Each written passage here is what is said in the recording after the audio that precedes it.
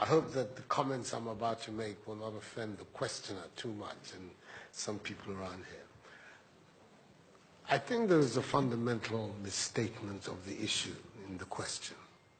We can no longer continue to make policy for ourselves, in our country, in our region, in our continent, on the basis of whatever support the Western world or France or the European Union can give us. It will not work. It has not worked, and it will not work. Our responsibility is to charter a path which is about how we can develop our nations ourselves. It is not right for a country like Ghana, 60 years after independence, to still have its health and education budgets being financed on the basis of the generosity and charity of European taxpayers. By now, we should be able to finance our basic needs ourselves.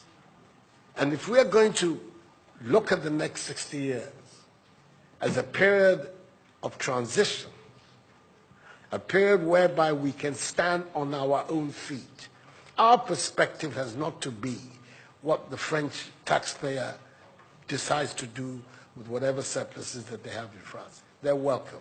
They're appreciated. Whatever interventions that the French taxpayer through their governments make to us are appreciated. We're not going to lick a gift horse in the mouth. But this continent, with all that has happened, is still today the repository of at least 30% of the most important minerals of the world. It is a continent of vast, arable, and fertile lands. It has the youngest population of any of the continents in the world. So it has the energy and the dynamism. We have seen it. These young men who are showing so much resilience and ingenuity in crossing the Sahara, finding ways to go across with rickety boats across the Mediterranean to really, those energies, we want to have those energies working inside our countries. And we're going to have those energies working in our countries if we begin to build systems that tell the young people of our country that their hopes, their opportunity are right here with us. Migration and the movement of people is being presented in a manner which suggests that somehow it's a new phenomenon. There's nothing new about it. It's as old as man, the movement of people. And it has always been linked to the same thing. The failure of where you are to provide you with an opportunity, so you move somewhere else. Those of you who are familiar with 19th century European history would know that the biggest wave of immigration in 19th century Europe, the latter part of it, came from Ireland and from Italy. Waves upon waves, generations of Italians and the Irish people left their countries to seek the American paradise, largely because Ireland was not working, Italy was not working. Today, you don't hear it. Italian young people are in Italy. Irish young people are in Ireland. We want young Africans to stay in Africa. And how are they? And it means that we have to get away from this mindset of dependence. This mindset about what can France do for us. France will do whatever it needs to do for its own sake. And when those coincide with ours, tant mieux, as the French people say. But our main responsibility as leaders, as citizens, is what we need to do to grow our own countries. What are the institutions that work, that will allow us to have good governance, to have accountable governance, to make sure that the monies that are placed at the disposal of leaders are used for the interests of the state and not for those of the leaders, to have systems that allow for accountability, that allow for diversity, that allow for people to be able to express themselves and contribute to fashioning the public will and the public interest. Our concern should be with what do we need to do in this 21st century to move Africa away from being cap in hand and begging for aid, for charity, for handouts. The African continent, when you look at its resources, should be giving monies to other places. We have huge wealth on this continent, in our own country of Ghana. And we need to have a mindset that says, we can do it. Others have done it. We can also do it. And once we have that mindset, we will see there's a liberating factor for ourselves.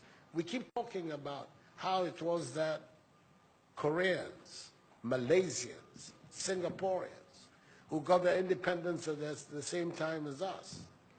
We're told of that at the time of Ghanaian independence, per capita Ghanaian income was higher than that of Korea. Today, Korea is part of the first world. So is Malaysia. So is Singapore. What happened? Why did they make that transition? And 60 years after independence, we are where we are. Those are the matters that should concern all of us as Africans, as Ghanaians. And not, when I say so with the greatest of respect to the French president, I think that the cooperation of France is something that I am, as you know, a strong friend of France. I am Francophile. So I don't have any difficulty with that. But I'm talking about our own propulsion, what we need to do to get our countries to work so that we can create the conditions that would allow our young people to forego this hazardous effort to get to Europe. They're not going there because they want to. They're going there because they don't believe they have any opportunities in our countries. So that should be our focus.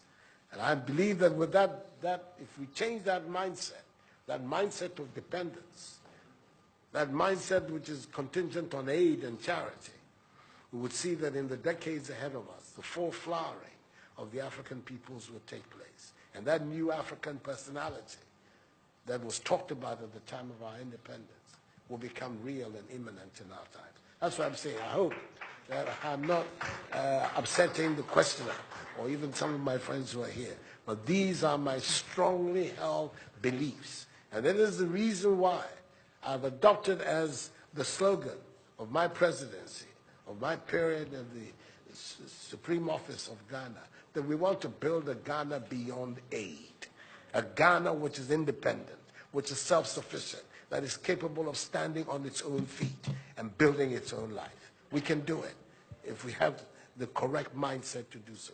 Mr. President, those are my contributions.